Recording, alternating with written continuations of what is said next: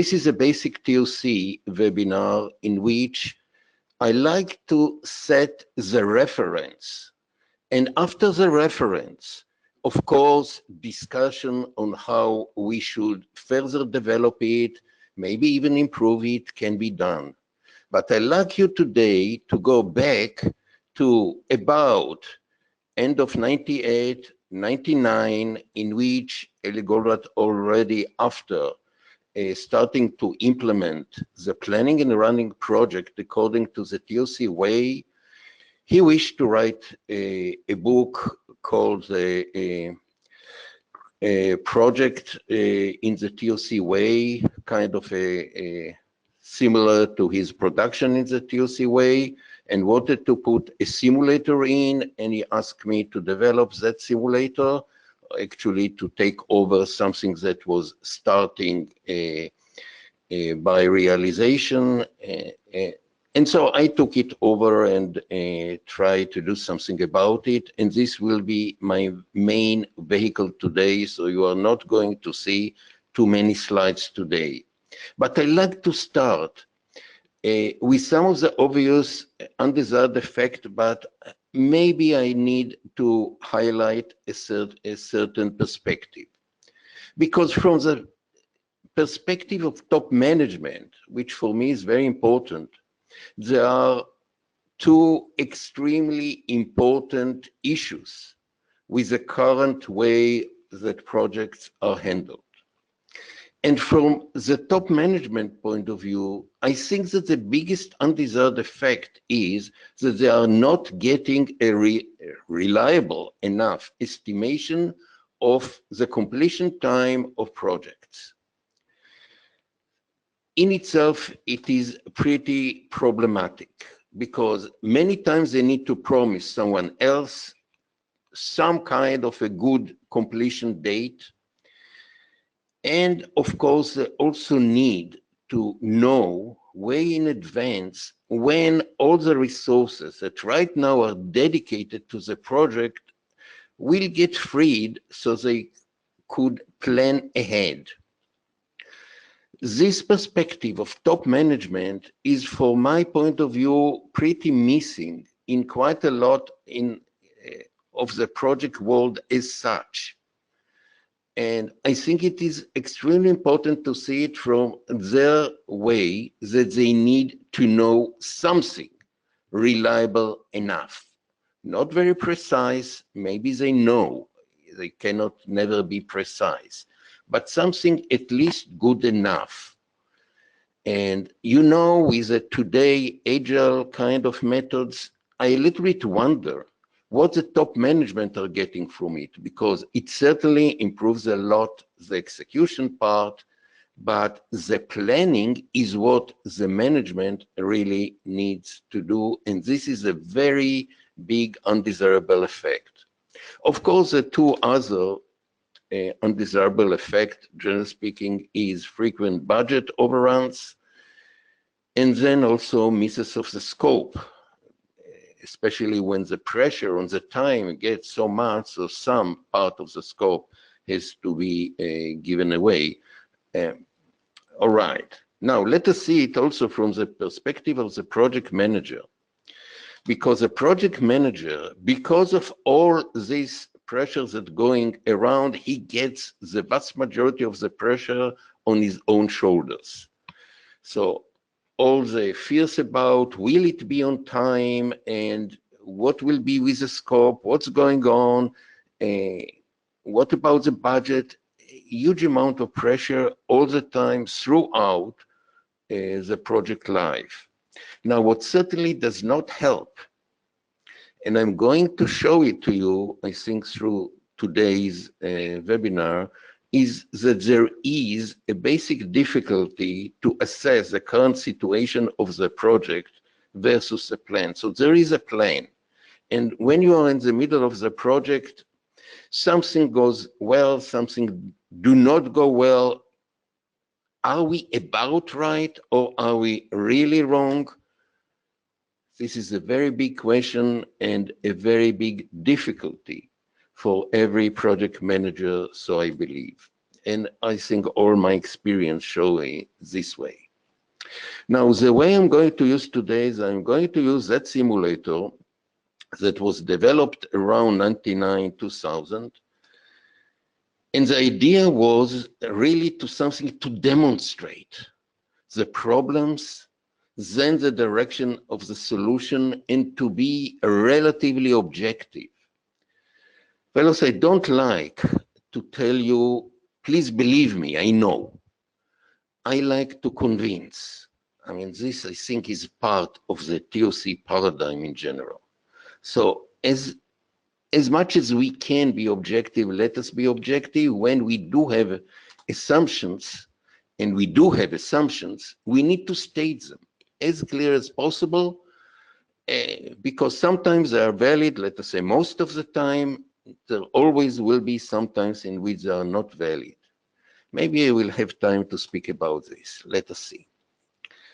Now, when we have this simulation and we have a result coming from simulation, the one thing that we do in our mind is to compare them to the reality we know and say, is there a correlation? And if there is not a very clear correlation, or when there is a real discrepancy, fellow, we have to come up with some kind of explanation what's going on. Why the simulation shows something different than what we feel and know in reality. Since this is part of using simulation, and I think it's part of the TOC logic in general. Never say I know, said Eli, and I think he's so much right. But when we see something that does not go according to our way of thinking, instead of just putting it aside, we need to take very good care of it and try to understand why the discrepancy happened. Now, you will notice to some degree, and I can tell you on some other things, the project management simulator is truly outdated. What actually happened, I developed it in 99, 2000. It was well according to the logic of Windows of that time, and also the use of a Microsoft project at the time. It does not work currently. I don't have any programming power. And so here it is, a little bit outdated, but it's still working on my own computer. Not sure it will work on yours. And so because of this, part of how I wanted to run this is really to make a recording of such kind of session. But now let us come to the simulator. And part of it is a learning part. And so I like to start with the learning part. This will be the most of the time. Here there will be simulation. In the top part of the screen, there will be kind of slides going on explaining, but I will try to do the best my own explanation of it. And I like to highlight immediately one kind of a very objective mathematical outline that in a way clashes, I believe, with some of the basics of project management, the way it is done out of TOC. I assume maybe many people are aware of it, but still. Look at something like simple as that.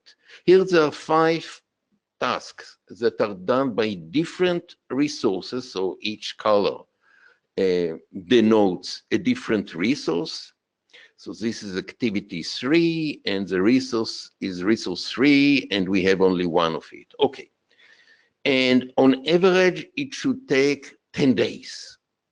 And then there is an integration done by another resource, which again will take on average 10 days. What do we expect the project to finish? And when we say what do we expect, my first wish is to know the average. Let us assume this. So what would be the average? Let us see. So actually, here we did one run, and the actual run is denoted like this kind of an arrow. And you see this one actually was done faster. It took only 8 days. Also, this one took only 8 days. I don't know if you see the small letters, but I can see them in my relatively large screen. This one, however, was a little bit longer, so it took 13 days. And eventually, the whole thing, end on day 24. But this is only one simulation. What does it? Does not mean much. So let us do 1,000, and then let us look on a graph of all the 1,000 results. And what the graph tells us that 21%, so about 210 simulation runs, they finished earlier than day 20. However, on, let us say, the 50% of them, it took up to 23 days, the median, what should be many times equivalent to the average. We might have some word about the difference between a median and an average. We look here on the median, and here is a 90%. So if you really need to be very safe about the date, not 100% safe, but reasonably safe, you will need to quote 28 days. And fellow, my main problem with this is how the hell could I know in advance? What's going on here? Just to show to you that we did a sort of a fair run, this is the actual distribution of 1,000 runs of just one of the specific tasks that we have here. And so on average, it's really 10, the average and the median. This is a symmetric function. So the thing is this about this and the real symmetric distribution one is that the way the simulation runs, it runs how many days it took. It does not count part of a day, which means there is no part of the day. So the whole distribution or the probabilities are, well, it could take 7 days, like the point I'm here, but it will never take 7.5. So this is actually the actual distributions that took place, and still on overall, the overall was that the sum of the averages, which is the overall, no, the sum of the average is, this average is really 10, this average is really 10, but the overall thing is the average of the sum is more than that. And this is something that we need to internalize, because this is a simple mathematical thing that comes because of this kind of dependency, that in order for the integration to start, 5 independent tasks need to finish. And so they will not finish all of them.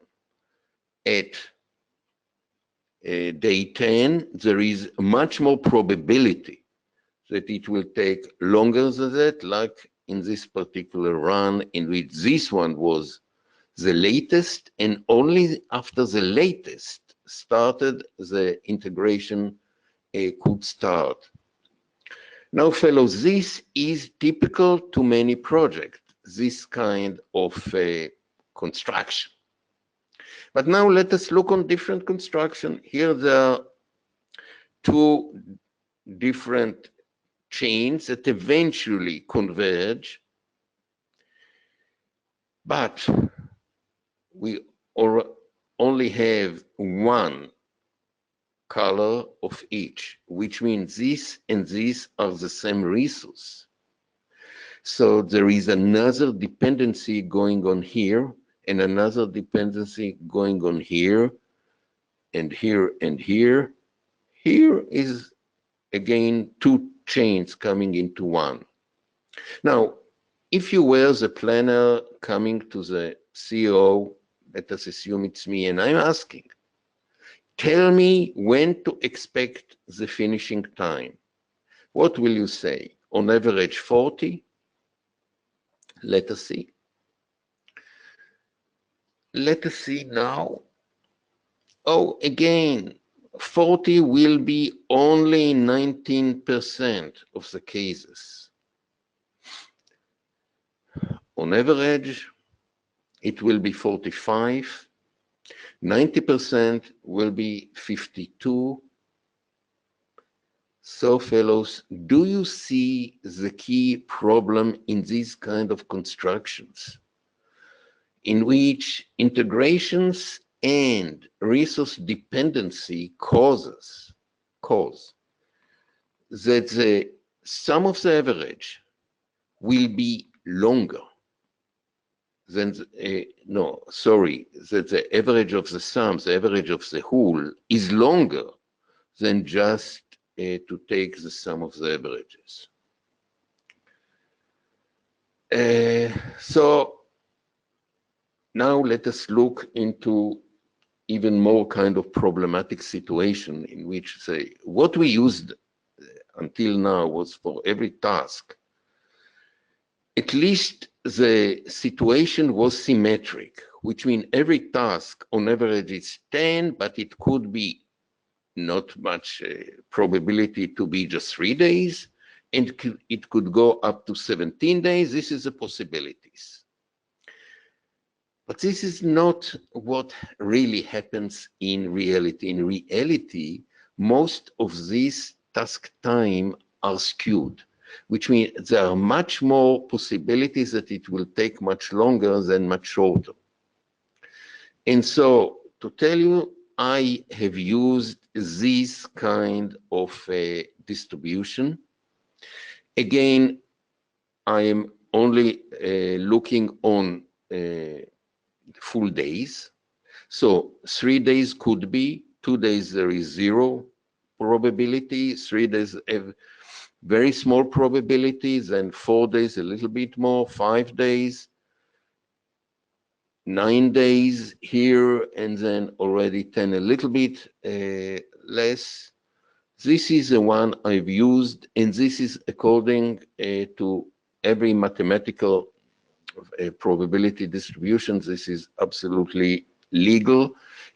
It's not very nice because of the need, first of all, to stop it at a certain day, a certain size, like 30 days, not more than that, not less than 3, and only whole numbers. And so it could not be very nice, smooth. So this is what it is. Now, if I use it on every task, and then I will run something like this again, what will happen? Okay, let us see, and now we see the situation got so much worse because of the impact of small, sometimes the tasks get much longer. And this has a very drastic impact on the finishing time. And so what I had now is only in 11% it finished exactly on day 40. On average, or let us say now, I should say not the average, but the median, because when the distribution function is not symmetric, there is a certain difference. So the median is 56. Assumes the average will be a little bit more of it because of the much bigger impact of the longer times, but not so much more. So it might be 60 or something like this, the average. But the median, which means 50% of the runs finished at or much earlier than 56. And again, for me, the main question from the top management point of view is, how the hell could we know that? Unless we are doing this kind of simulation and it really took our data and the real spread of task time, which by the way, we don't have much clue how it really looks like. We need to take it into account. And now let us take, we take something a little bit, really not too much, just a project with 20 different tasks, each of them is exactly the same time, 10 days on average, and it should be finished on day 60. So what's the chance that it will finish on day 60? Let us run it, and we see that it's 0%. Actually, from what I see, it's not really zero, it's just that the result is so small that the round to took place and he said it's zero, probably 0.001 or something of the sort.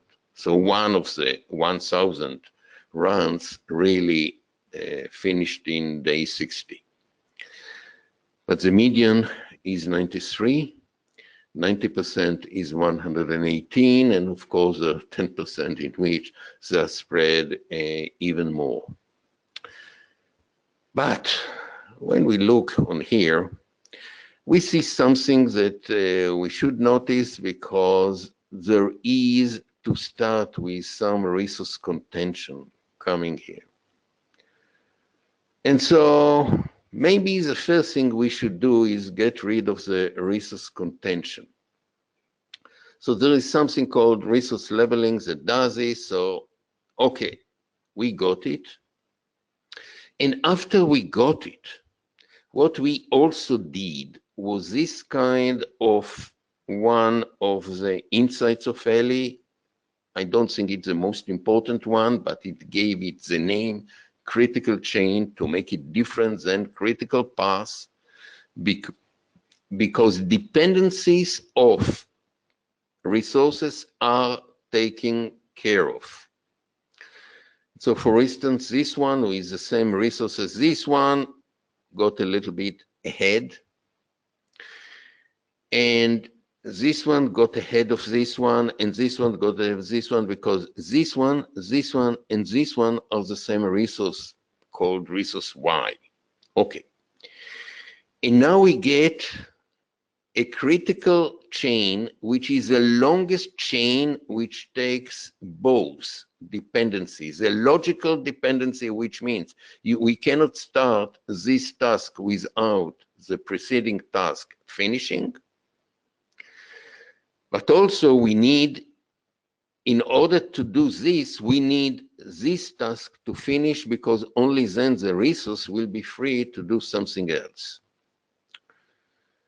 So this is a situation with a critical chain. So the critical chain says, okay, Eli, your first dream that you can finish at day 60 is over. Now you realize that because of some resource contention within the project, it should be only on day 70.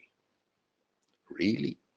We already know that it will not be, at least not average, not median, no nothing close to it, will be on day 70. But please think a little bit about it. We have chains, and we have integration, and we have resource dependency, pretty chaotic, right? How can we actually know how the finishing date would look like? What is the probabilities around it? Without, of course, doing a real simulation which will really replicate reality. We could do it. It's not easy to do, and there are a lot of assumption coming. We might discuss it a little bit later, but again, let us run 1,000 different runs.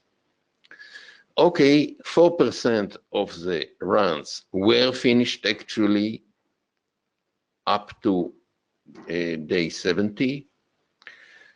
But the median, if you need a central value, is around day 92. And if you need, again, a little bit more confidence, it will need to be at about day 115. Can you see the problem? The problem for the planning, the problem, we know the structure, we know the averages. Well, we don't really know. When can we promise it? We use the skewed one, so just again, just to see on one, and okay, I expected the 10 days to be a little bit higher, but again, it's simulation. And overall, what I get is the median is really 10 days, the median of the skewed simulation. And so if I really look on 90% confidence level, I should have taken 24. Actually, theoretically, if I take my own real instruction to the simulator, the 90 days should be day 92. But again, even when I run it, and I run it this time for 1,000 times, this is what it turned out to be for this one task that we looked at, 24 days.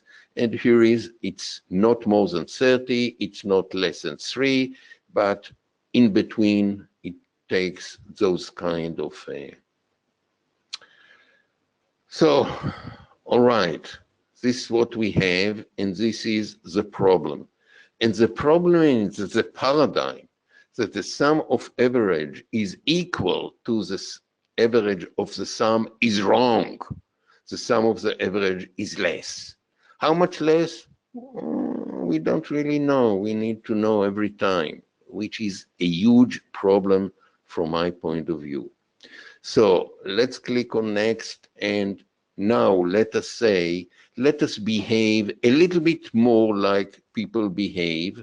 And now let us give to each one of the tasks, instead of 10 days, let us take quite a lot of safety. Let us take 22 days, because I told you 90 should be 22 days. Actually, it went out of the screen by now, but we can bring, we need only to change a little bit the scale in order to see. And now we look on day 154 as our new target, and we made so much safety everywhere. Let us see what will happen now. Well, actually, I think we solved everything until we take reality into account. But let us wait a little bit with this, and we say, all right, 99% of the runs finished before 154, or exactly at. Which means that actually, because of this structure involved much more change and integration, actually, we got something like much more safety than 90. We got even more. So we got something much better. Actually, you know, we expected 154 days, and actually 50% were finished only in 118 or less. And now let us bring reality into the table and ask ourselves, how many cases do you know in which a project finishes not just earlier than planned, much earlier than planned? Fellow, can you see? The simulation tells us what it would have looked like as if people are doing their job without any concern about the plan or anything I need to do, I just do. That's it. But apparently, people do not behave like this. And so we need to check the impact of Parkinson's law. Fellow, you see already some of the bugs that exist now that I cannot correct, so it cut the picture in the middle, but this is a chubchik, right? I hope. But now let us check a certain paradigm that we have within management. I cannot prove it, I just claim it is, and it's up to you whether you accept it or not. But the paradigm says something like this: in order to ensure on-time completion of the whole project, we have to ensure that each task is completed on time, which means if the time for this task is 22 days, then we need to look and do whatever we can that it will finish on time. If this is true, then what happens? If the project manager really expects every task to finish on time according to the plan, on time means according to the plan, then we can be certain that each task estimate will include significant safety time because the people will do whatever they can to put safety time.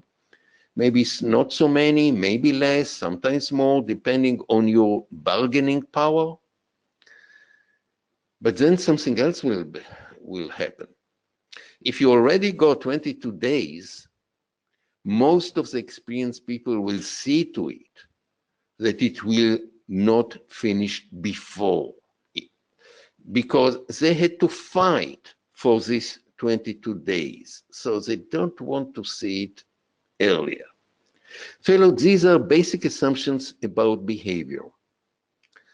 And it matches Parkinson's law that says something like this: work expands to fill the time available for its completion. Whether the available is a plan or a guess or whatever, it has a huge impact on the time because it does not let the time to be much less than that. If you do these mistakes one, I think you will find some people teach you a lesson.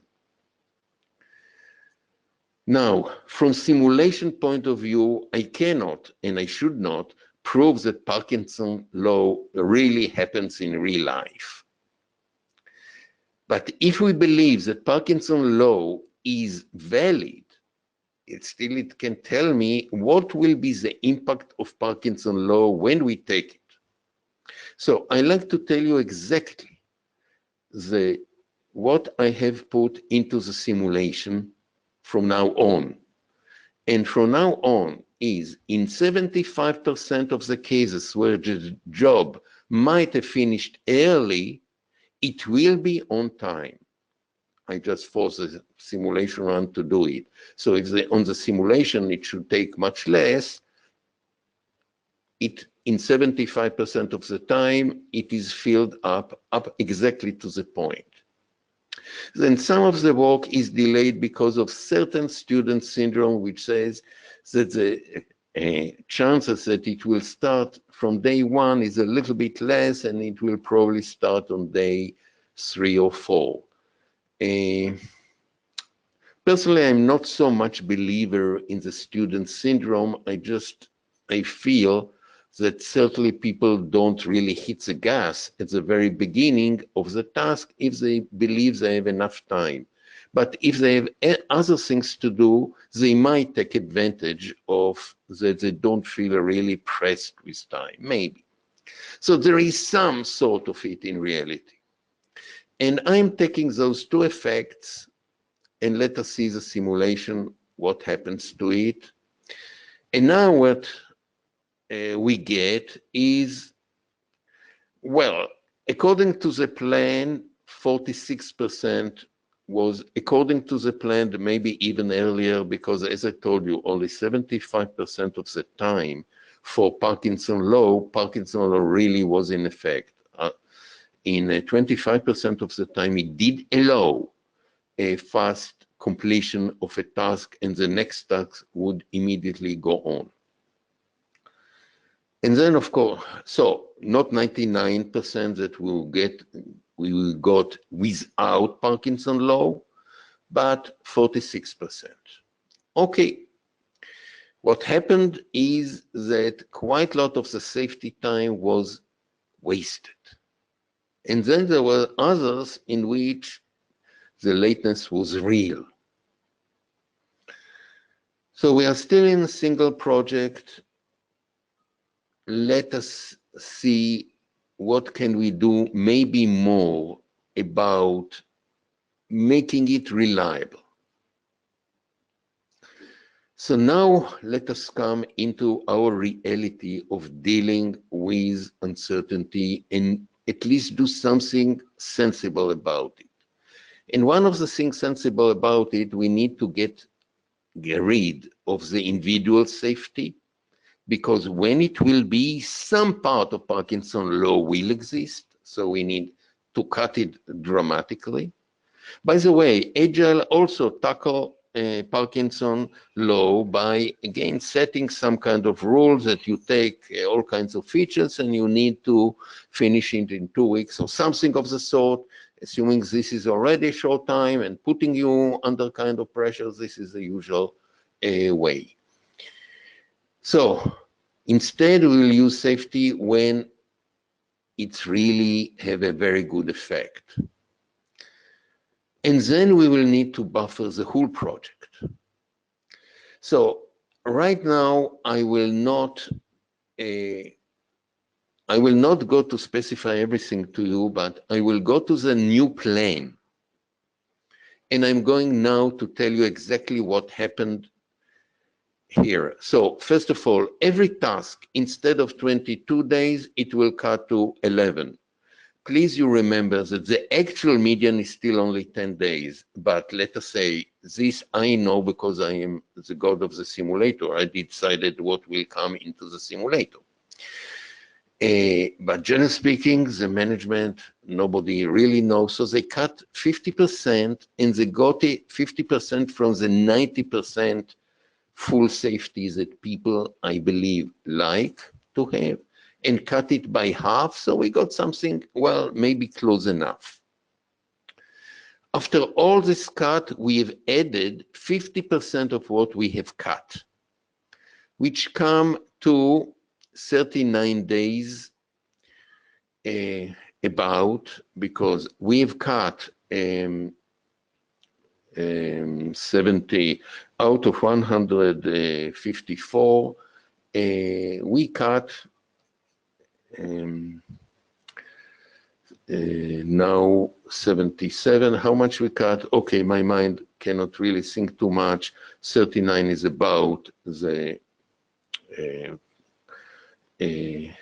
this is about what we could do. 77 days all in all. Half of it, it's about 39. This is a project buffer. But then we inserted also what is called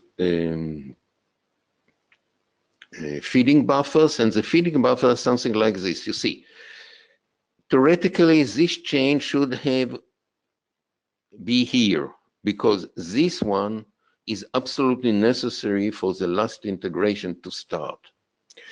So we've inserted a feeding buffer with a size of half this chain whenever there is an integration into the critical chain. So here you see the critical chain nicely highlighted, and every time another chain, or sometimes like here just one task going in, there is a feeding buffer.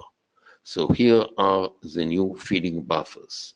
And our new end time is day 116, which is the 77 here, because there are 7 tasks along the critical chain. Each one of them is now 11 days, so 77 plus 39. This is 116, about 2/3 of the original, 3/4, sorry, of the original. Let us see what happens now. What happens now is not perfect, but okay, so much better. And 78% finished on 116, but then sometimes it takes more. If we need to be absolutely certain, we needed to give a date of 125. I'd just like you to see what's going on here. You see, these are the actual tasks. This task could have been done here, but actually it was done here. This task took much more time, but if you can put you, and you see here some kinds that the line is not a continuous but intermediate, this tells me that there was what I will call later a multitasking, because this task suddenly realized that there is now time also for this task. So he stopped here, did this one here, and then came back here. Overall, this one finished on day 94, which is about in the middle sort of the buffer, which is right. It's absolutely good. It's before our expected time of 116. This is what it is all about. It's not enough. We can do something more. And when we say something more, we need to see that within the run, we give the right priorities. So we need to see whenever someone like this, finding himself, I need to finish this, on the other hand, I need to finish this, that at least he can ask the question, which one is more important, to finish this one or this one at this stage, and we would like to help him. So we can ask in the middle some kind of a question. Let's look right now here. This is a run that stopped abruptly at day 40.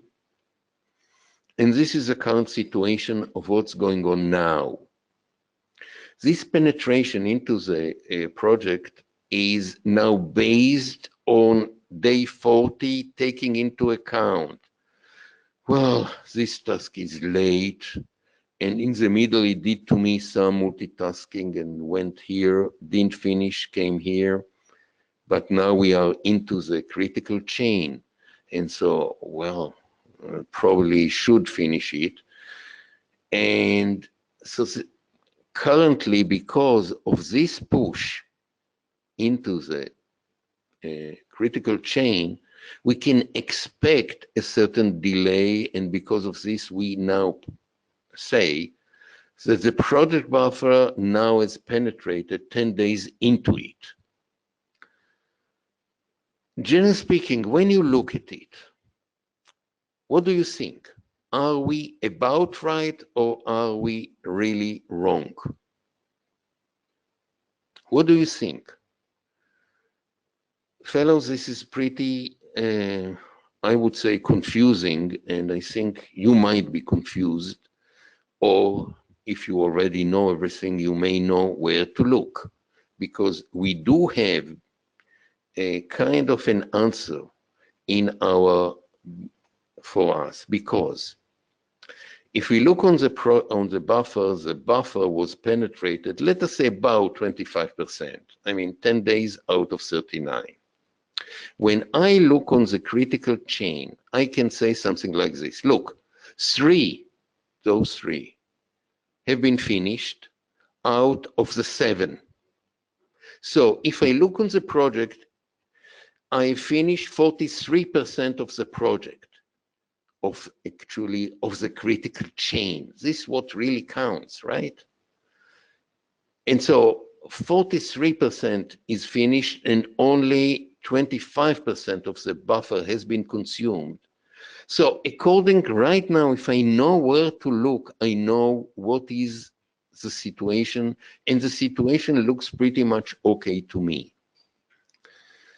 And so here comes kind of an algorithm that at any given day, if a certain resource does not know what should I do now, should I continue here or should I well, here I already finished. But if I look on the red, and the red still have this one also to finish, it's very clear that this one is much more important because of it's already consumed all its feeding buffer, and now it delays the critical chain, because of something that is not critical. So we should do this before this.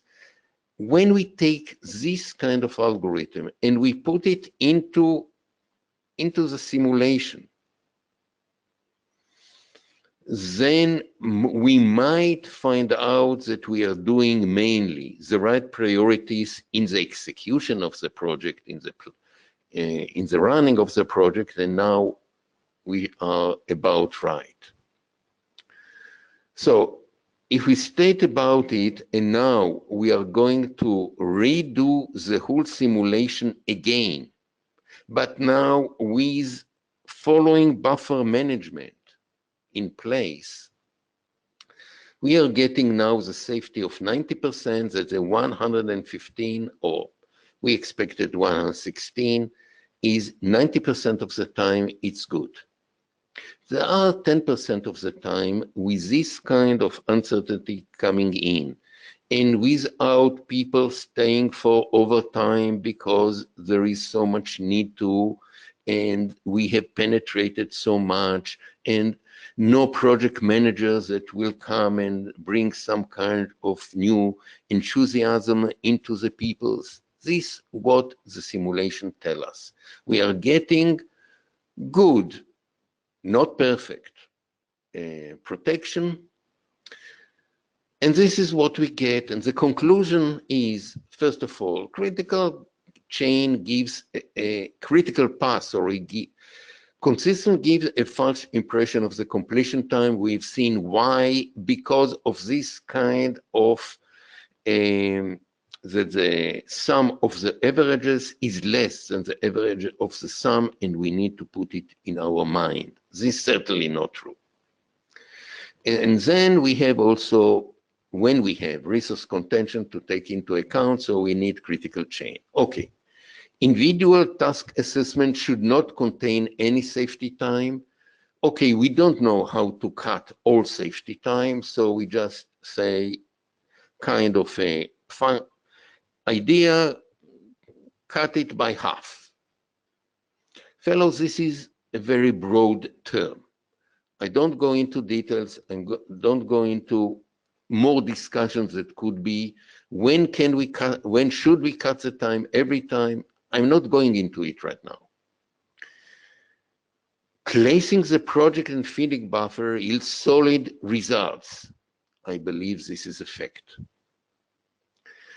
Monitoring the buffers provide good assessment of the project status. First of all, we know whether we are good or not so good, and buffer management actually helps to achieve even better results by showing which specific tasks need to be supported. Fellows, let us go now a little bit into the reality of the multiple projects, multi-projects. So we have three similar projects, but actually this one is a little bit, actually this one, the second one, is a little bit different than the other two. It has only two red tasks. This one has four, but again we have three. Each one of them is extremely important. Each one of them is using the same resources. So in reality, this is what we might have. When can we expect the delivery of each project? Fellows, we know we are not getting it at this time. More than that, we are not going to get it even close to this time, because there are three, which means there are competition on each resource. Well, when can we expect?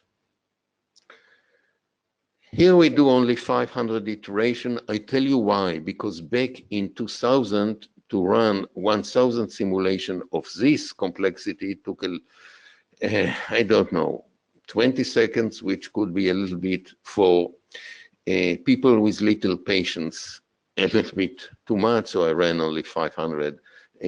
With my computer, this is nothing. So now we get the result.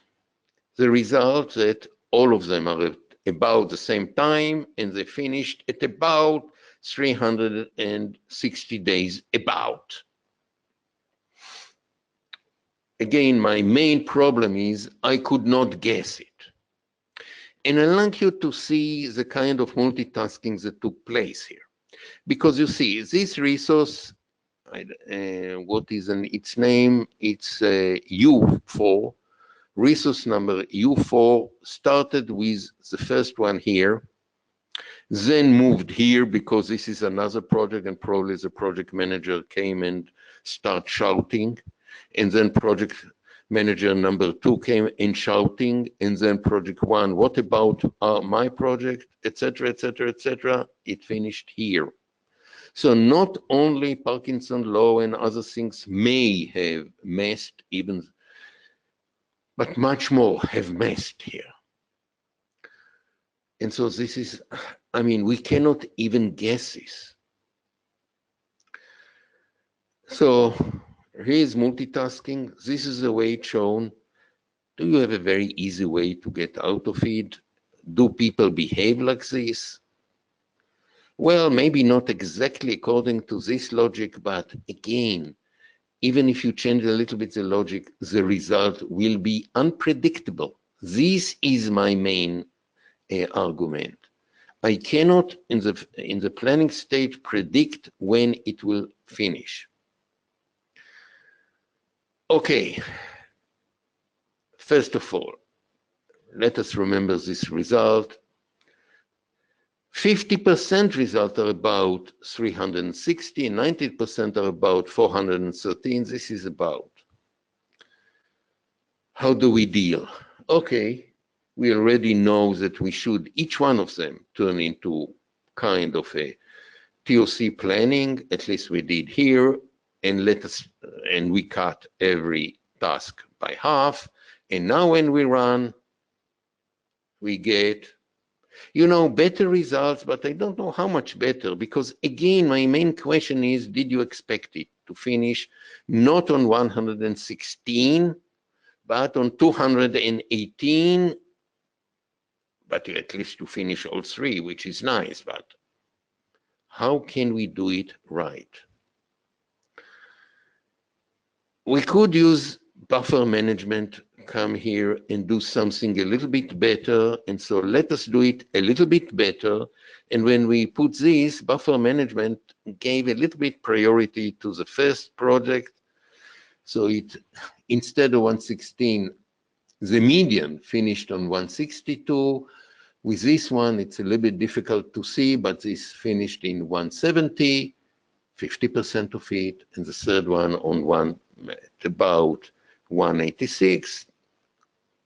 Fellow, again, the main problem is, can we predict it? And so we come into the next kind of insight about staggering the project. We cannot do 3 at the same time. How can we stagger? Fellow, here is the idea. I'm doing it. We took one of the resources that little bit more loaded than the rest. Fellow, it's not a bottleneck. And so we took the red one and we say not only that we'll push the other one, so we need to see, or we like to make sure that when this red one eventually will finish this task, and please see, he could finish it here, he could finish it here, we know. So we like that when it comes, when we start the next one here, but when we need the red, we will get the red, probably we'll get the red. So we need to put something that Eli Goldratt called it capacity buffer. I'm now calling capacity buffer something else, but let us now stick to this. This capacity buffer is about 50% of the previous chain. And the chain of this one is, I need this resource here in four different tasks. It's done in continuous way. So this one will start here. Now, because this one has only 2 of the red, this one is more closer. So we've staggered them in a certain way, with a certain logic. and we can now check a little bit in the simulator this logic. So the first one is not a very big surprise that on average we got it 91%, because this is what we expected also from the individual runs. But when we come into the next one, at least the planning, and the planning was about here around 180. And in 88% of the time, it was on time or before. And we even looked on the third one, and the third one, well, here Murphy might strike with all our protection in place a little bit more.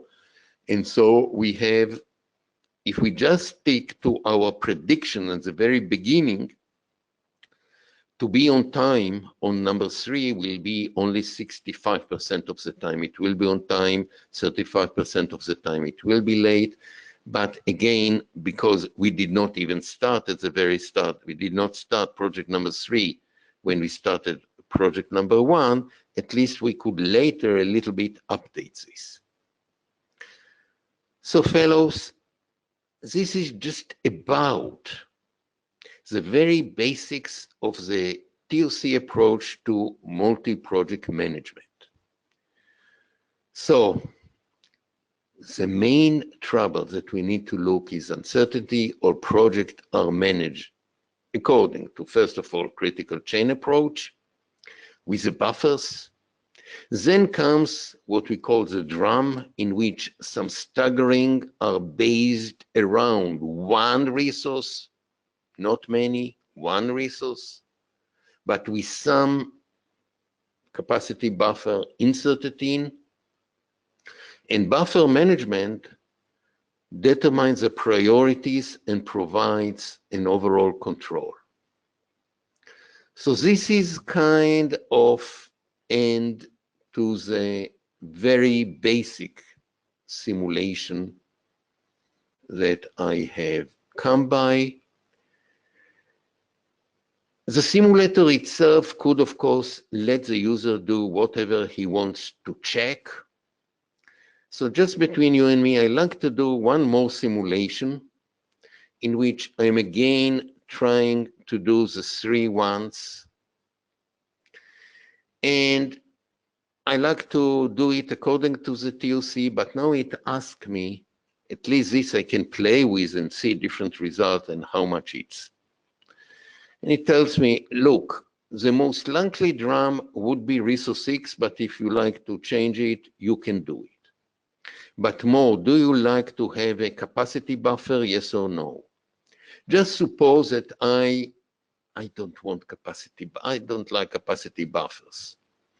And so I did separate them just based on the red resource, making a drum that I like to exploit the drum resource. So take 100% exploitation. So my planning is, we'll start here. I assume it will be on time, etc. And let us do from all the other aspects. I am following all the rules. I'm doing a multiple run, and I can look on the graph.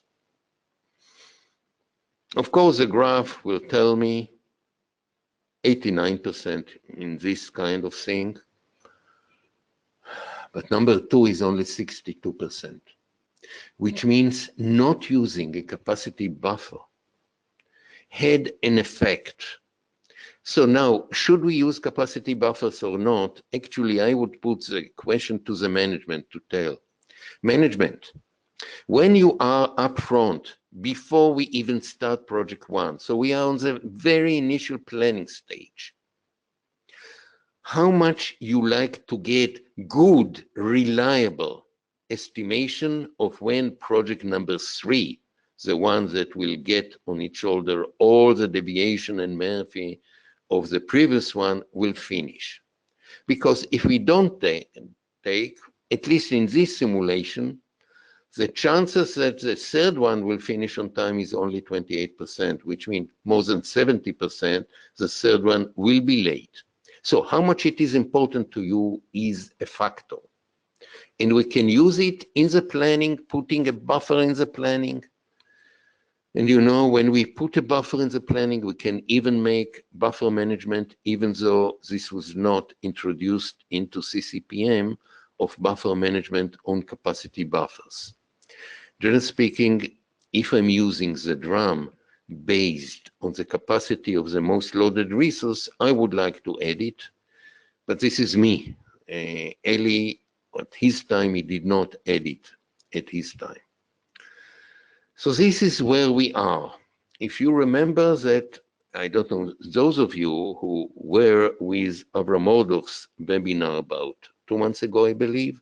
So he was speaking also about another type of drum of integration.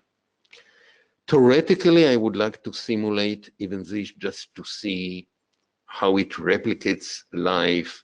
But of course, I would have to introduce all kinds of assumptions about integration, etc.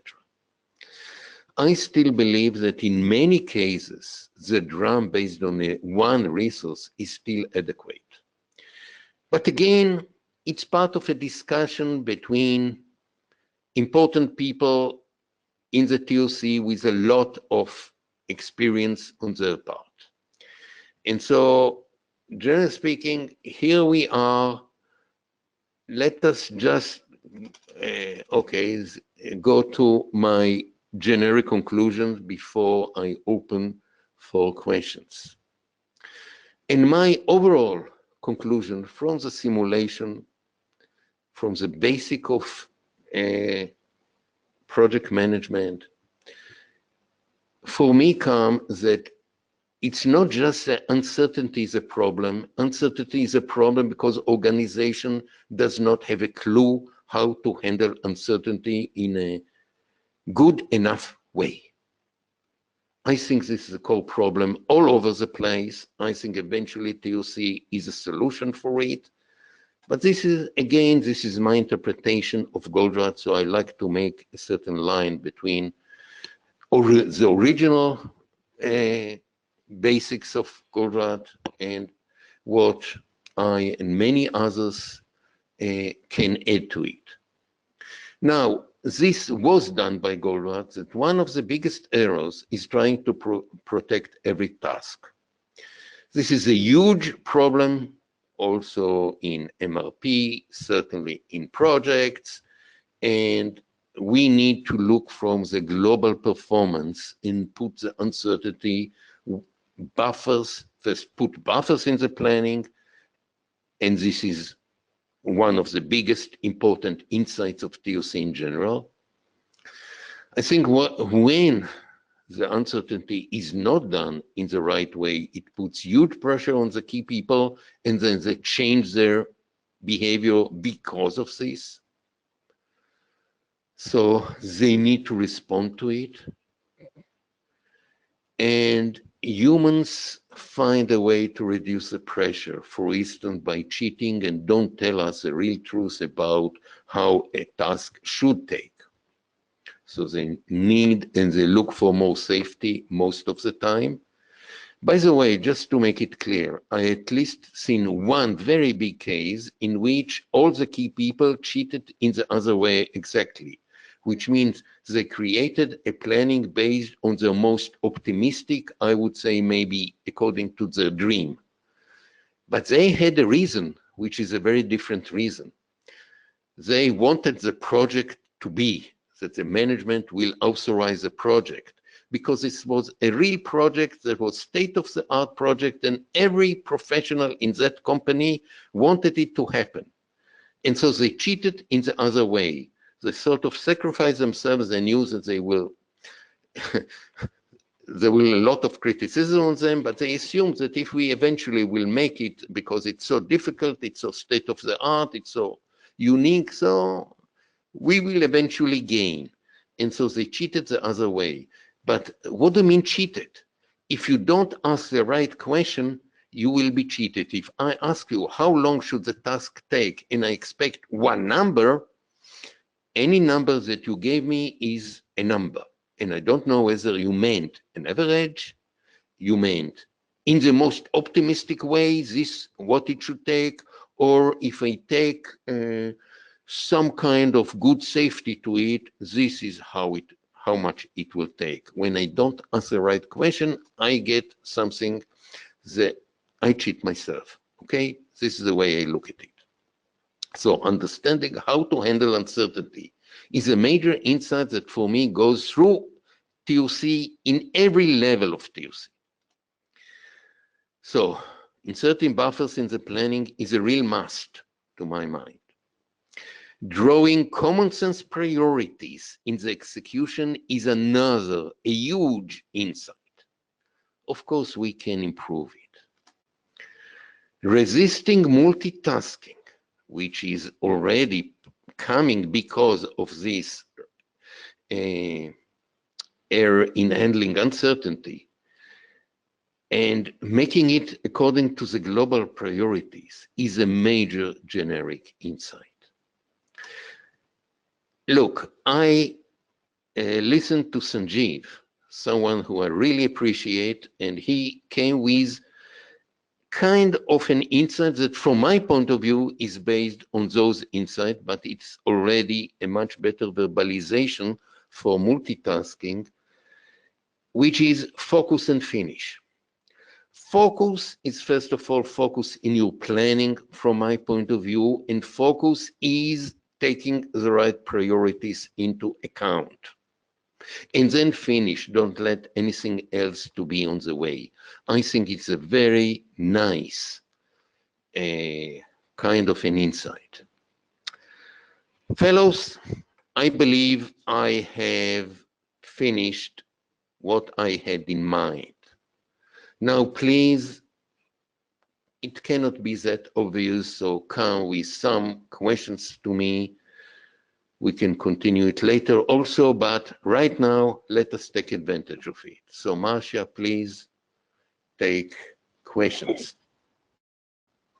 Okay, first we'll do the written, and then afterwards we'll open up for raising your hand to ask questions.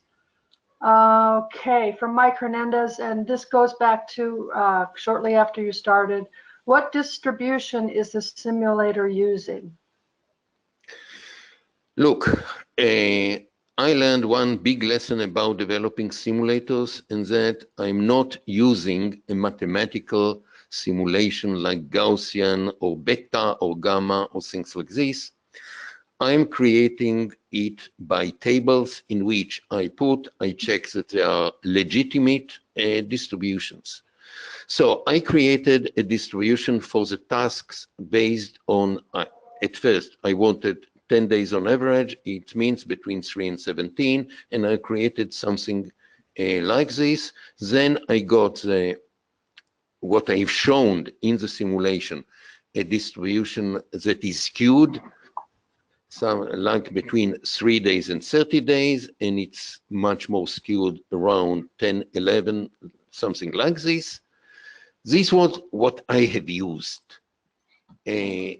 Generally speaking, I don't want to go into details. I don't think if I would use something similar in shape but different in function, whether the whole result will change.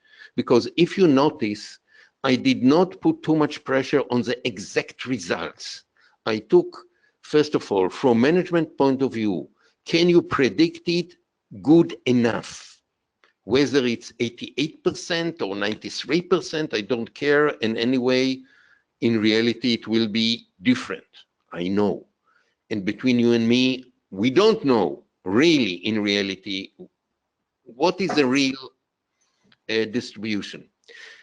Fellow, I have to tell this story because once I looked on an academic paper about project and tasks, and he took a gamma, was it beta or gamma, I don't remember, distribution for a task, but he wrote also that in actual terms, he does not have a clue how a task duration is really behaving according, what is the distribution of a task. He just took this function because it's nice mathematically, it can be manipulated in all kinds of ways. Which means reality does not interest him so much. And so, fellows, please, you should not take the distributions that I've used too much seriously, just a generic way they act on the whole. This is my answer to you. I hope it's good. Okay, next, this is a comment from Steve Holt. He's used this simulator for a long time, and it works fine with Windows 10, by the way. He said, but I'd never seen the learning pane and didn't realize that it leads you through the different simulations. I've always just run them manually.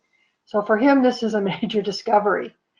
Okay, Steve, I can send you the version I have, and you can do whatever you can with it. Once it's running on any Windows, it's good.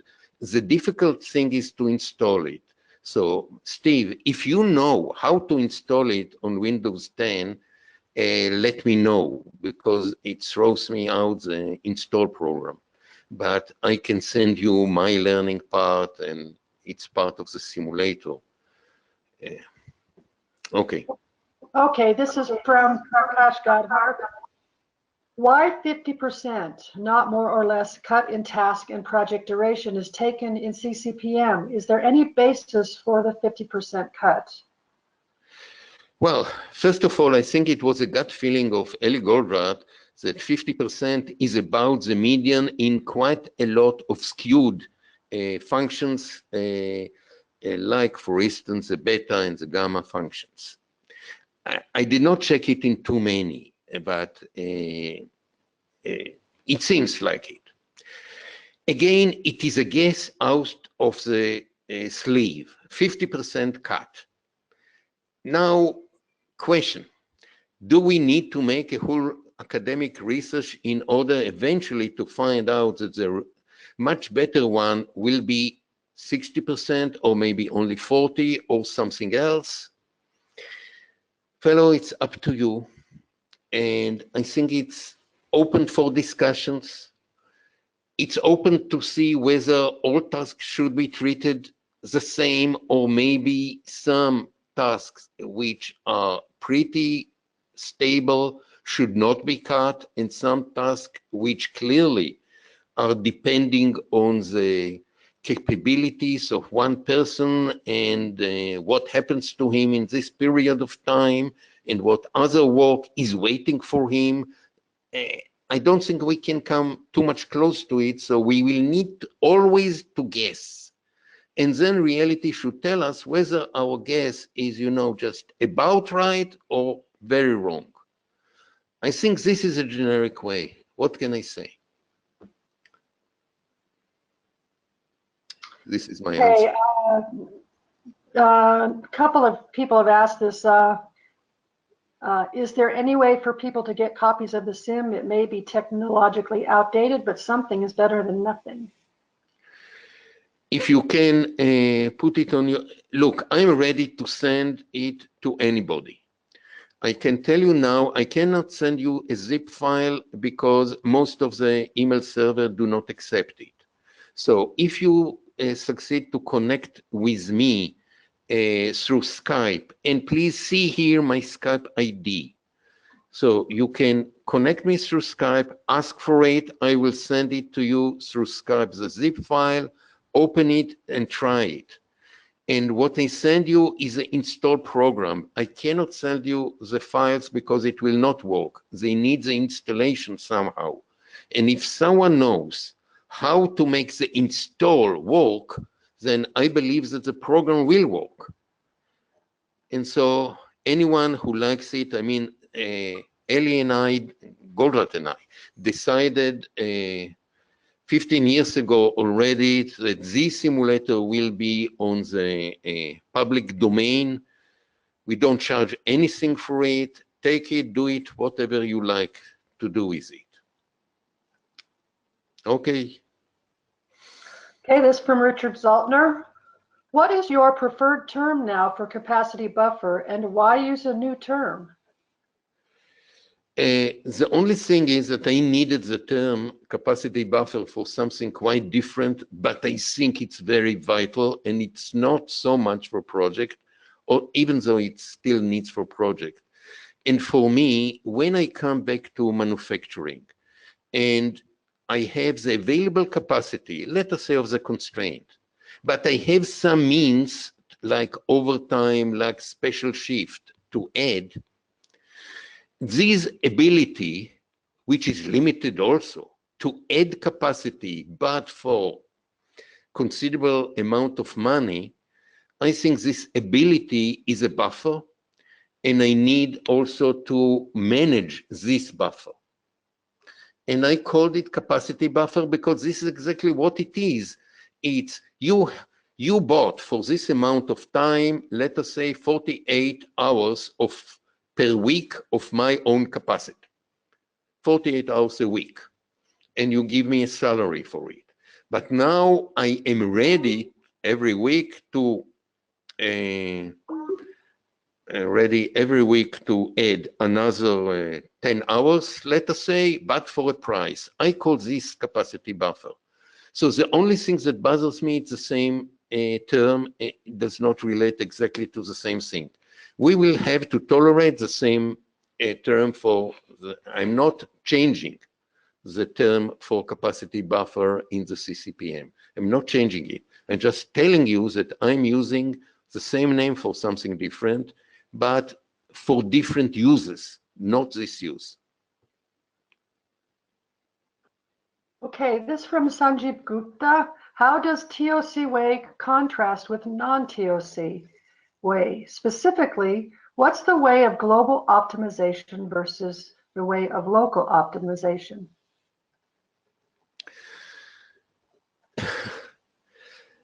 Look, Sanjeev, I think I wrote it sometimes that I don't recognize something that is called no TOC. TOC for me is a set of insights. Many people, or some people, I don't care, go to similar insights in a very different way, and they're using it in a different way. And as long as they are right, for me, I can call them TOC. Because for me, everything that either uses the basic insight in any kind of a way and uses them right, or adds new insights, which look to me very logical, and for me, I accept them. This is TOC for me. The one insight of TOC that I think we all know, that if we not treat uncertainty in the right way, then we get all kinds of disruptions, first of all, in the planning, and then certainly because of the behavior of people, even more on the results. I don't think we have different views about it. So for me, there is no, the TOC way, I think that takes the insight of Eli and to show that they are valid. It does not make no one else invalid unless we have this kind of arguments against the other arguments. This is all. This is, Sanjeev, my view. Okay, next one from Ashwin Gami, my apologies. First of all, thanks for the nice webinar. And his question is, many times we have cash as the main constraint and other resources are sufficient. Then how to stagger the projects based on cash as the drum? Does this simulator support cash as the drum? Thanks.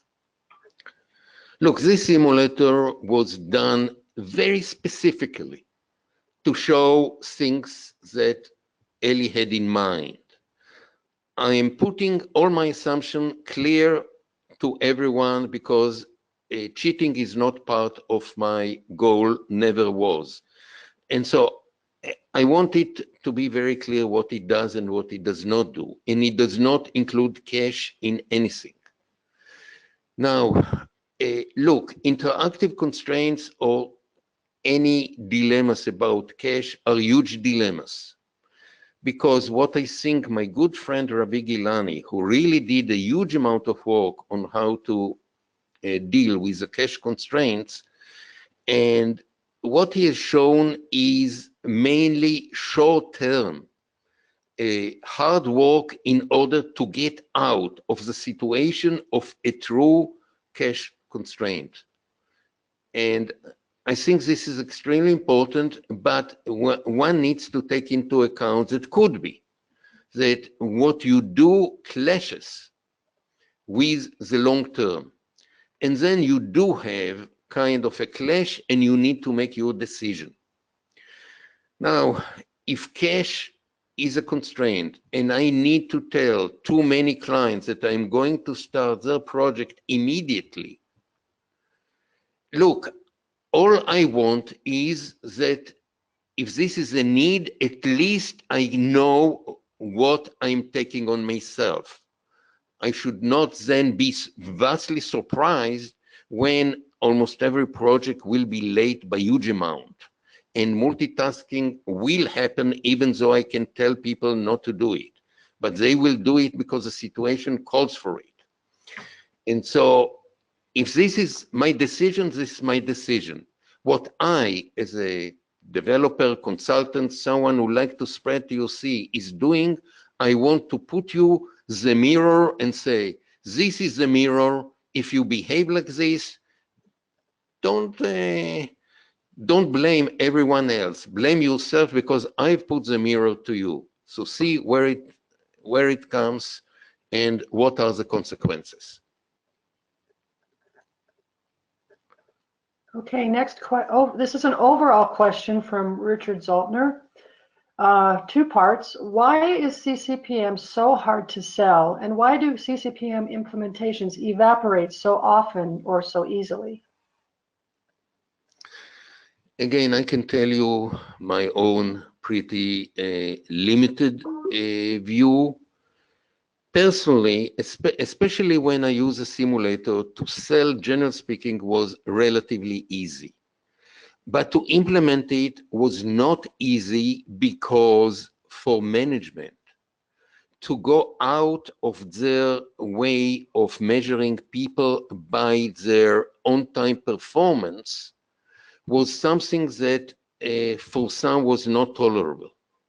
Because the way, at least maybe I made a mistake and Sanjeev could tell me that I made a mistake, because I did tell managers, if you take this, the performance will go high, but you cannot go to a professional in which, in the planning, it was written to him that he will finish a model in 1 month and eventually take him 2 months and have anything against him, because actually you don't know whether the 2 months was fully justified or this guy was a little bit lazy, etc.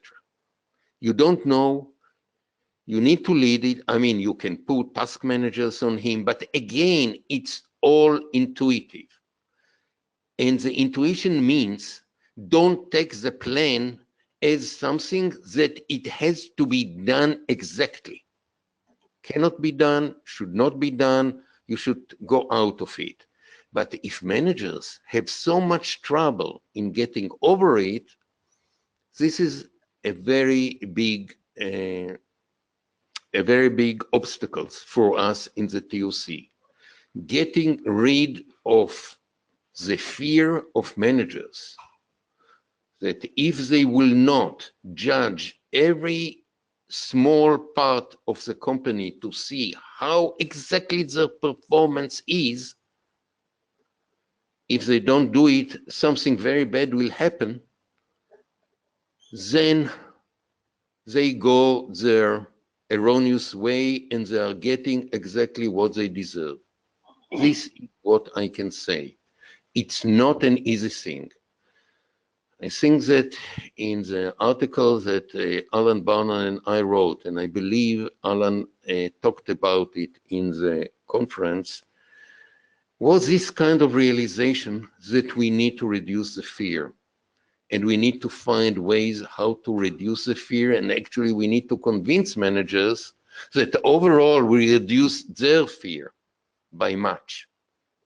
And we put uncertainty into a good enough control, not perfect, but good enough. I think this is what TOC is all about. There's a comment from Sanjeev regarding this question, is that he says, because CCPM does not address the fundamental limitation in projects. Okay, Sanjeev, if it is your view that there is another, probably on top of what the problems that CCPM is looking at is another problem, then certainly we should do something about it. Personally, I think that the first problem is actually what should a project contain? And I talked at the time with Goldratt, and he said, actually, Goldratt also in this discussion came to me and said, generally speaking, in projects there are three big problems. One is how to choose a project, how to decide that we want to do a certain project. Second is what would be the features for this project. And third part, how to run the project. And CCPM only addresses the last part. It does not address the other two parts. But the other two parts, to my belief, go into the project itself. A new thing, changes, things, all kinds of things that actually are part of the two previous decisions to go with the project and what the project should have in its scope. So it's already also my own realization that this is a very big thing that should be addressed. I'm not sure whether this is what you mean by the real problem in project, but question for you is, the problems that I have shown, are the realistic problem or not? If they are, then probably what I've shown was about right, but maybe not enough. This is Okay. Oh. I really would like Sanjeev if he can react to it. I mean, I'm curious. Yes, Sanjeev, I have activated your microphone. Yeah. Can you hear me? Oh, yes. Yeah. Okay. So no, I don't agree with the simulator that you presented. And I don't think so it is a very theoretical construct that Goldratt came up with. And I don't think that is the real issue in projects. This whole idea of Parkinson's law, safety, buffers, that is not getting to the root issue, the fundamental limitation in projects. And look, please, just you say you don't accept is one thing, but are not those things happen in reality? no, they're not. They are not. They're not. People don't use, each one of them don't use safety? No. Okay. Not in the way you have described. It's maybe a different thing. So it is, if your task estimates are inflated, it is not for the reasons that you are saying, and hence the solution is wrong. Well, I have to say that I've seen it with my own eyes happening. Like I'm saying, I've seen the other extreme as well. What I'm saying is the task estimates are inflated, but not for the reasons that you said. Therefore, a different set of reasons, and hence. So the reason is because people are not judged by on-time performance. It's not kind of thing to judge. That is not the reason. Okay, I cannot say. So you come with a very different perspective on reality. And so maybe our main difference is how do we see reality? I think I've tried my best to at least explain the way I see it. No, fair enough. And what I'm saying is, unfortunately, the way we see the reality is colored by the book Critical Chain that was written by Eli Goldratt. And once Eli Goldratt said something, the tendency for all of us is to just accept that as the reality, even if it is wrong. So the book Critical Chain, I think, has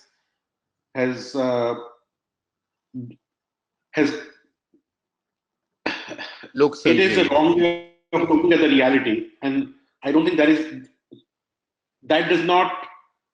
Whenever, so I have tried to sell critical chain, maybe you would say about 10,000 times now, in terms of trying to sell to different companies, different project managers.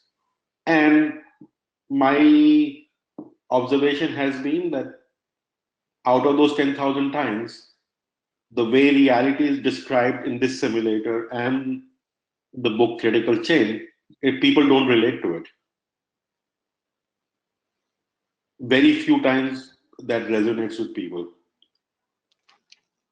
okay, Sanjeev, I think it would be good if you by yourself, or maybe the two of us, will make a public discussion on it.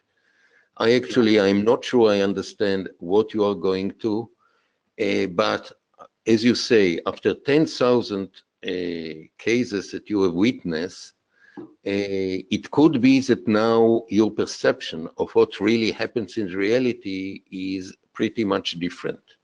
Yes. So it's worthwhile that we will raise it and discuss it. I don't know. I mean, I have to say very clearly that I read the Critical Chain. It made some impression on me, but it was not all that big. And I think I did not too much afraid of Eli Goldratt from time to time to be not to accept everything he said. But until now, I did not see anything that is really extremely different, but something else that comes. So I will be really curious to really see what you are saying, and let us really find out what in it, and we can schedule a webinar with the two of us discussing. Yeah, that might be useful. Yeah. Great. I think it will be good for everyone, because a reservation coming from you with all your experience is a huge thing for me. But Sanjeev, I will need you to be very clarity. First of all, why you think that Goldratt was wrong in his identification of the problem, and then what is the problem from your point of view, and then of course we will discuss what is the route for something much better. And I think this is a TOC way. I mean, I'm telling it to everyone. This is a TOC way. Any reservation which could logical, based on looking on reality, should be addressed logically. Yeah. Yeah, I think that's good. So I think let's do that, because the best way I can say it is that if I look at drum buffer row, it went through opt, then the haystack syndrome, then DVR, and then SDVR. So critical change is still in the opt world, and it has not gone through. Actually, some people are trying to take it to the haystack syndrome world, with adding more sophistication on top of it. But critical chain is still in generation 0, generation 1, not Okay. I will partially agree with you that eventually we need to simplify critical chain. This I can come with you. But Sanjeev, let us not continue more now. Let us tell the people that we are going to make it eventually. Let us decide when. I think it will be fascinating. Maybe not too many slides, but much more of a discussion. And I think it is very important to the TOC world as such. Yeah, I think that's good. Okay, the next question from Charles Corey. In NPD, don't top-level managers still face UDIs in CCPM? That is, right-sized buffers to manage uncertainty? Is their problem actually probability problem rather than a CCPM problem? Look, a probability problem we leave to the mathematician. we need to take from mathematicians, statisticians, some kind of insight that we could use in the real world where we don't have very exact numbers on how much tasks should take and how a certain professional will do versus someone else. We put buffers for protection, for getting something realistic, but we don't fool ourselves that we get something very robust. Better than without them, much better than without them, but at least we must understand that sometimes even the buffers that we have put will not be enough. Now, let me say that the generic TOC way, the way I see it, is kind of this insight. You always start with a guess, the best that you can, and then you monitor the guess, and you learn from what happened. And this is the basis for the whole idea of buffer management that I think is a huge idea, way beyond simplified DBR and CCPM together, way beyond. Because we put buffers the way we think are appropriate. I get Goldratt's idea about the 50%, but again, it is an initial guess. And then reality needs to tell what does it tell, and then we need to come back and make some kind of logical analysis. What we have seen was not what we expected, and so what can explain it? And so my way is something like this. Again, yes, sizing the buffers, you always will have a guess because I don't believe in any mathematical equation that will give you the right size of the buffer. You put buffers that at the best it could be, it is about right. And I think it is a good description of a good buffer. It is about right. About right could be plus minus 20%. Okay? And even this might be wrong many times. And so we need to fix and correct ourselves. We need to know how to live under uncertainty, that too many times we cannot really we can roughly estimate it, we cannot never really fully estimate it. And so based on it, we need to put our expectations, and we need to expect something else. That could be that our expectations are wrong. But when our expectations become wrong, it means also we might need to learn a lesson. And for me, this is the core TOC. Okay. This next question from Andrew Huckey. What if you are assigned to a project after the preliminary planning and all project tasks already have safety embedded? What can we do to ensure success by management's committed delivery date? Look, there will be practical question coming out of it. Do you replan? Of course, whatever you already achieved, you achieved. But do you replan the remaining? Or you do a little bit differently and you buffer it in a little bit different way? Look, this was a very basic webinar. I did not go into details. And if you heard my discussion with Sanjeev, I also think that the CCPM might go through some kind of simplification. And maybe this would come back to your question and give a little bit easier answer. But part of the answer will be how the people already got the plan now feel when the plan suddenly got changed in a pretty significant way. For me, this will be kind of an initial start. I might need to go and buy them into the new plan, or I need to shy away and say, I will make the change only in next project, not in this one. And so I don't have a very clear answer to you. You need to analyze the situation, what might be the obstacle for you now if you already intervene into a project that already started with very specific planning and already setting the expectation of so many people to what should come. Okay, next question from Mike Hernandez.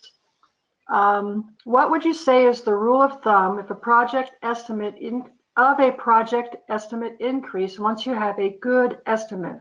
And what are the key abilities an excellent project manager should have, as this will help projects stay on track and with defect-free completion?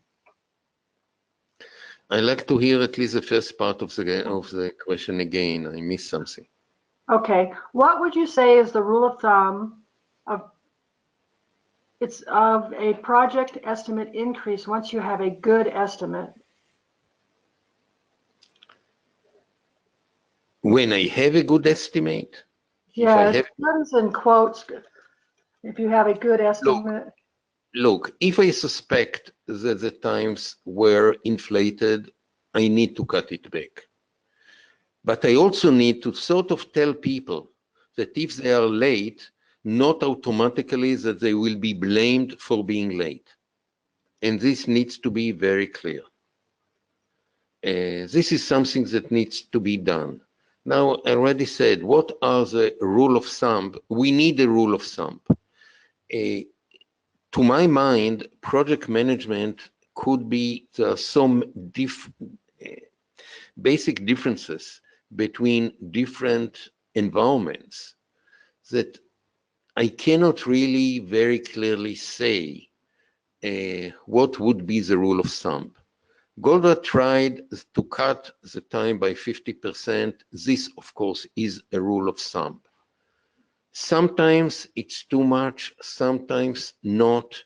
And I think something should be also in the thinking about what kind of environment we are and what is the current culture, the organizational culture in it. Because the organizational culture is something extremely important. I think we need to do quite a lot of development within the TOC logic into how do we understand people better and how we can get them to get much better, generally speaking, contribution of people. And project managers are part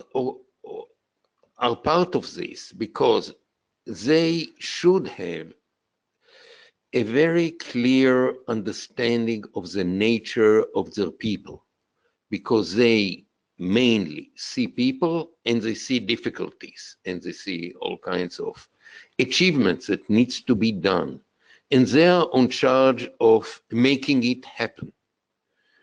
And I think we can develop, if we get much better understanding of how to motivate people, how to get much better view of what people are capable to.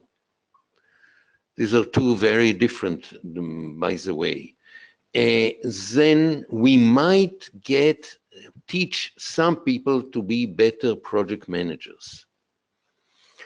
Generally speaking, I think that CCPM, the project manager needs, of course, to understand it, but it's not a bigger deal, and this is not the real big challenge that the project manager faces. Okay, this is from Gustavo Royer. Every project gives us something new. What criteria do you frequently use for staggering projects? I don't know.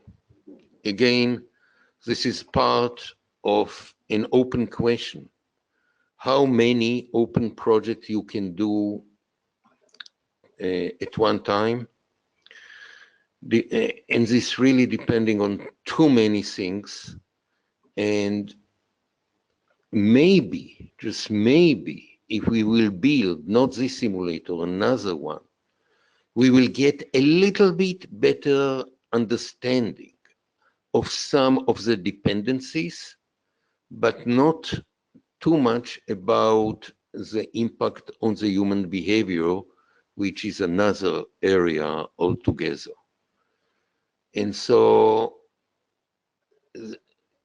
I just wanted to show to you, because of this I did the extra simulation at the end, to show to you what's the mean of using more of the capacity buffer under the conditions of this particular simulation. But again, how it will happen in a very different kind of environment, I don't know. And so as a manager, I need somehow to understand that if I'm trying to pack them too much, I'm running a huge danger. If I'm trying to spread them too much, I have a very different negatives coming. So I need to make some kind of initial judgment, and then I need to look for signals that tell me that what you are afraid of happened, and what I'm afraid of, for instance, that the level of multitasking will go up. And probably I can identify it. And then I understand that maybe I did not stagger far enough. Or maybe it was so relatively smooth. We are not supposed to be smooth in a multi-project environment. We are supposed to have all kinds of fires and people that at the same time needs to do more than one thing.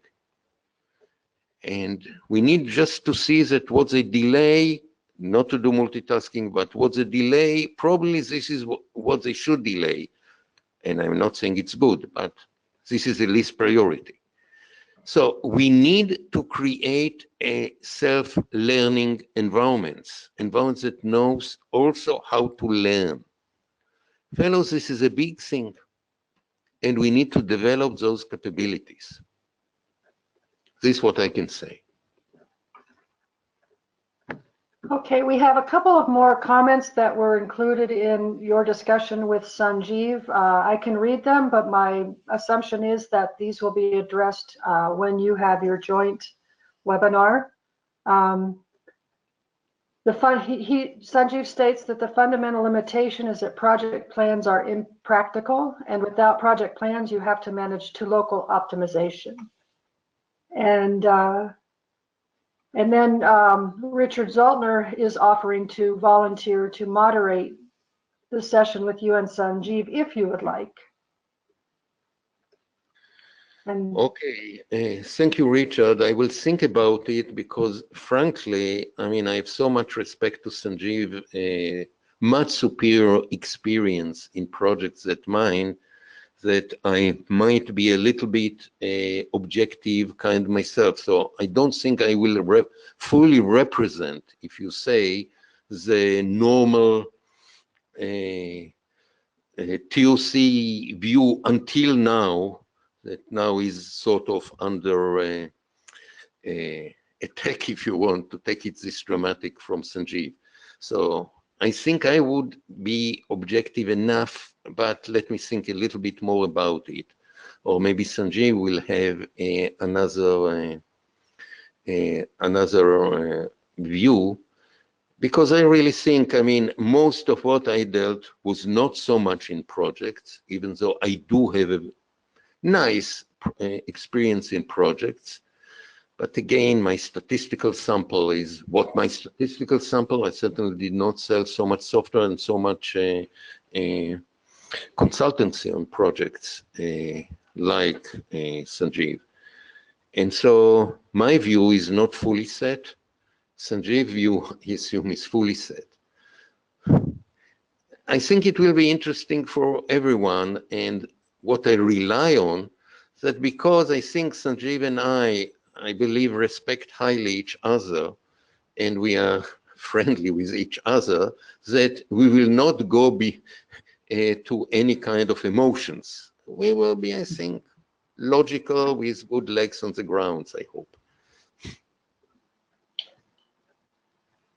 Okay, that I believe ties up all of our questions for today. I would like to remind you all that there is our next webinar is June 2nd, and that is Amir and Eli Schragenheim will be discussing big data, the opportunities and the trap, and that's from 8 to 9:30 a.m. Pacific time on June 2nd.